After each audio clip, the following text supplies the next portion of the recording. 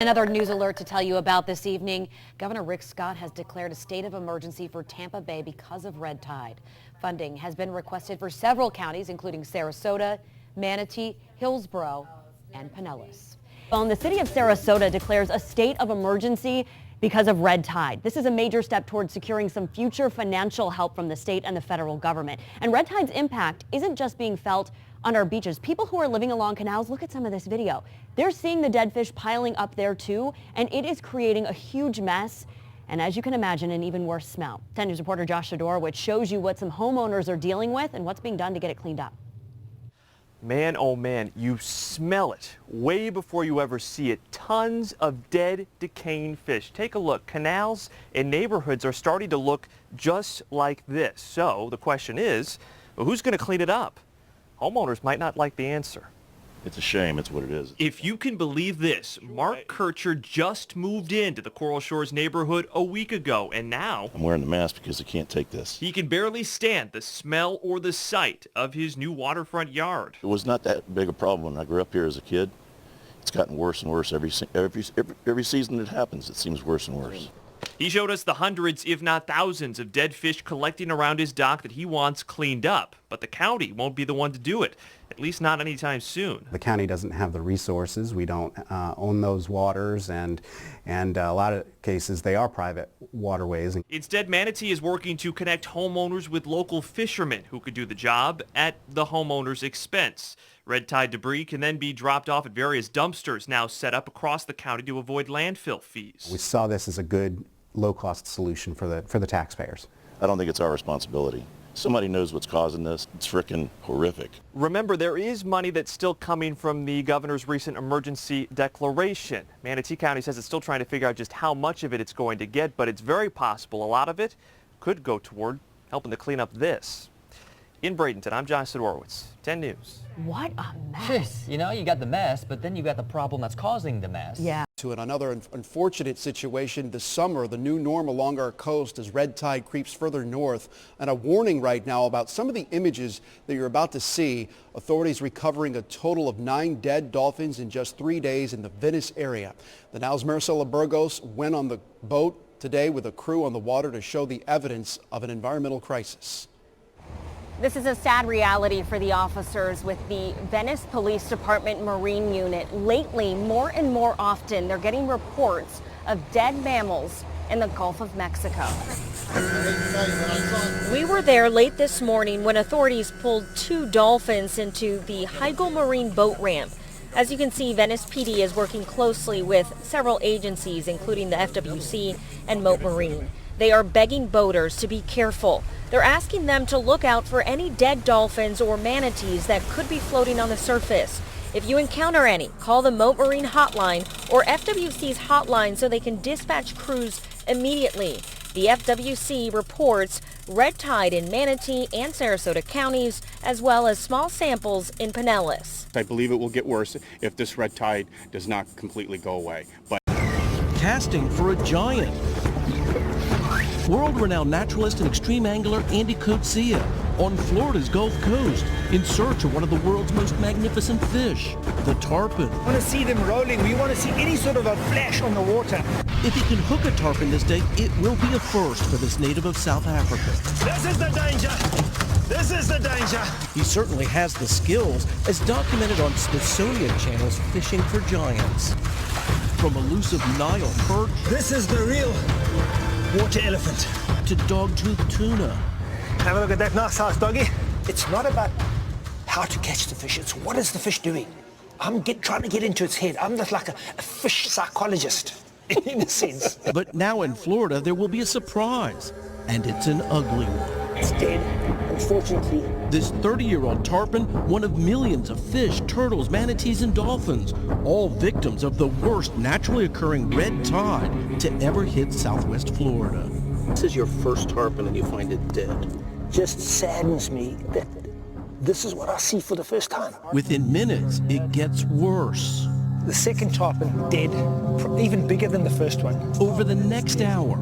No, man, no. We find 5 dead tarpon. This is number 5. The oldest estimated at 40 years old. Tarpon can survive in low dissolved oxygen environment because they have an air bladder which they can use atmospheric oxygen. So it should be able to handle a red tide. Yes. But this Well, is it such a should- dramatic red tide. Yes, it's extended period of red tide and possibly some other contaminants. Scientists exploring the impacts of runoff from population booms, farm fertilizers, and phosphate mining believe when old-growth tarpon are dying, it's the canary in the coal mine. This is an anomaly, and this is going to keep happening if things don't change until we change our behavior.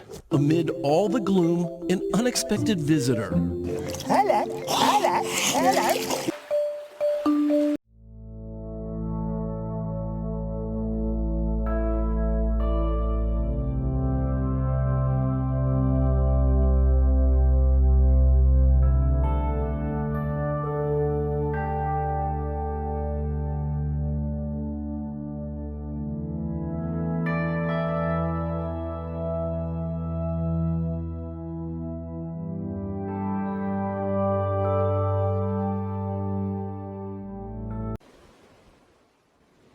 Dead fish, stranded turtles, even a dead whale shark, all likely victims of the red tide.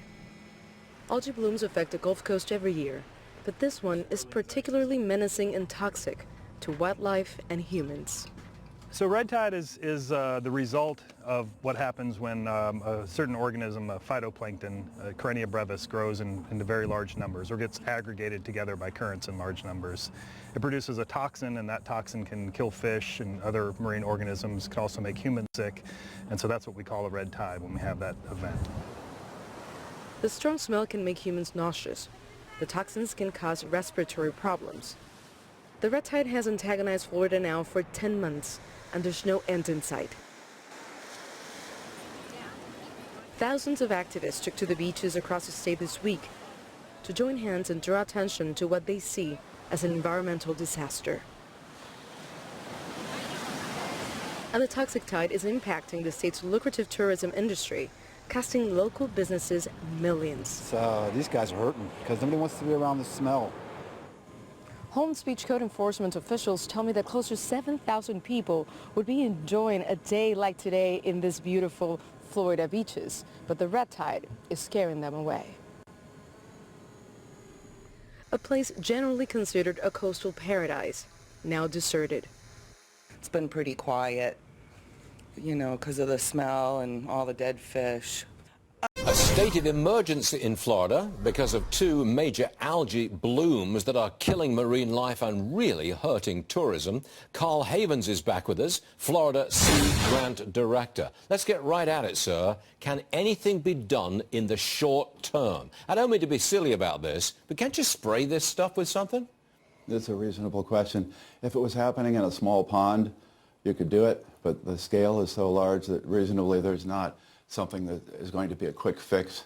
Although, if a tropical storm came through, it could be gone in a day. The bad thing is that we have a situation in our lakes and along the coast that there's such a high level of nutrients that the weather is largely controlling now whether or not these things happen. Now, last time you were on the show, you told us that this was really the result of agricultural runoff. Fertilizer running off into the streams, which then runs off into the sea. Now, it occurs to me that that takes a long time to turn that whole thing around when it comes to runoff from farms, right?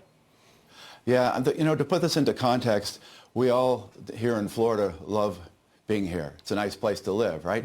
Yep. And we like our clean beaches and we like the clean springs. But we also like that when it rains, there's a system that takes the water off our land so our houses don't flood. And we like fresh fruit and vegetables. And now, you know, currently, the agriculture has ways of controlling nutrient pollution quite well, and most of the houses are on central sewage, but it didn't used to be that way. So we're seeing a lot of effects of the old, we call it legacy pollution from back in the day when those kind of things weren't going on. And yeah, it's spread out all over the land, and it's very difficult to control. I understand that the locals, and that's a large number, that's millions of people between Tampa and Naples, they're really annoyed about this. Well, sure they are. They're seeing pictures on TV of dead fish on the beach, and they can't go to the beach. I couldn't go on my vacation this year because my wife has asthma, And if we were to walk on the beach, he would have ended up with bad respiratory problems from You the got red a tide. serious problem there. Look, David, Carl, thanks for joining us again. Come You're back quite and give welcome. us a progress report, because this I is sure will. fascinating America. Thank you, Carl. See you soon. Okay. Florida, the Sunshine State. Its balmy winter climate and natural beauty have made it America's vacation land. The ultimate paradise for fun. But everything isn't always as it seems. This coastline looks beautiful at a distance. Up close, it's a different story. In Florida, we have a state of emergency at several beaches. People are now being urged to stay out of the water. Marinas closed, beaches empty. The slime and giant plumes of algae you see are symptoms of a man-made creation inflicted on Florida's ecosystem. We're in the middle of summer and our kids can't go swimming. Losing the viability and the beauty of our beaches is suicidal for Florida. We can't go in the river because it's toxic. We can't go to the beach, it's toxic. Last summer, the algae was so bad that Governor Rick Scott declared a state of emergency, closing down beaches along Florida's Treasure Coast. What's happening? And why? It's a story that involves a polluted lake, powerful economic interests, and some of the most dangerous weather in the world. It's a Microcystis blue-green algae, and that can cause a hepatotoxin, which is toxic to your liver. You come in contact with it, you could be basically poisoned by this slime. This is the grossest thing I've ever seen. You hear a lot about this is what toxic algae is, but to smell it and to see it, this should not be happening.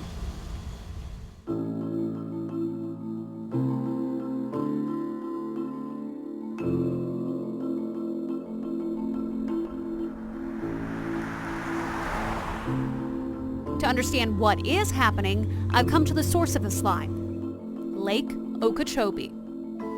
It's so big, it looks like an ocean. For 6,000 years, Okeechobee drained south into the Everglades, giving life to one of the most biologically diverse regions on Earth. That changed when people arrived, turning swampland into farmland. Then, a century ago, a massive hurricane struck. Most folks don't realize that the 1928 Okeechobee hurricane was the second deadliest natural disaster in U.S. history. At least 2,500 people died. Water flooded hundreds of miles of land. To prevent another deadly storm surge, the giant Herbert Hoover Dike was built to keep the lake in. Canals drain excess water to both coasts if levels become dangerous. But that choked off water to the Everglades, drying up more swamp. To the left of me, I have just miles upon miles, acres upon acres of sugarcane.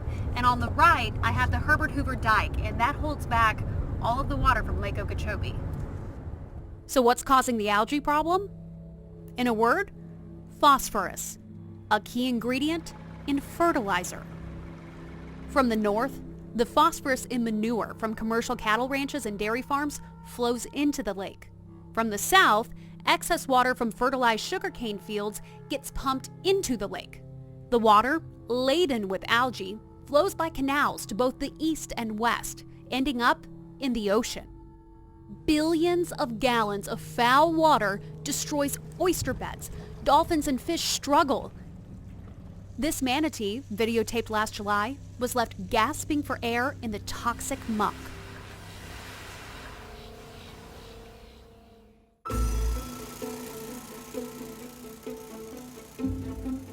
Jackie Thurlow-Lipich and her pilot husband Ed showed us the problem from the air.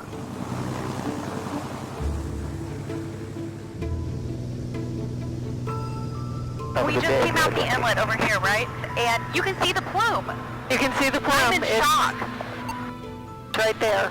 You can see a stark difference between the dark and the light, clear, beautiful water that the coast of Florida is known for. Absolutely.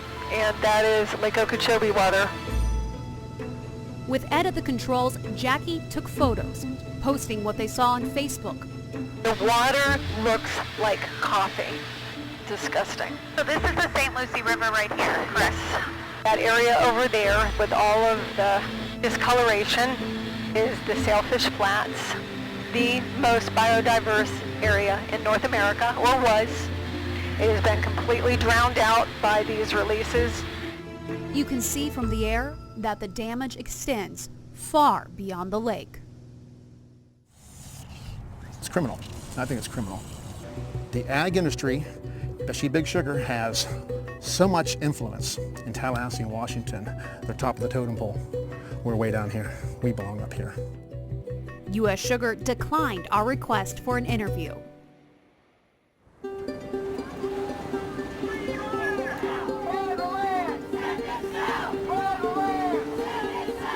Buy the land became a rallying cry for some residents along Florida's Treasure Coast. There is no end in sight for the environmental disaster. The lake's water will still be pushed to the coast, fouling beaches and potentially destroying people's health. The final blow comes when you factor in Mother Nature. A large hurricane over Lake Okeechobee could cause the dike to fail, once again flooding the land and the people that so much has been sacrificed to save.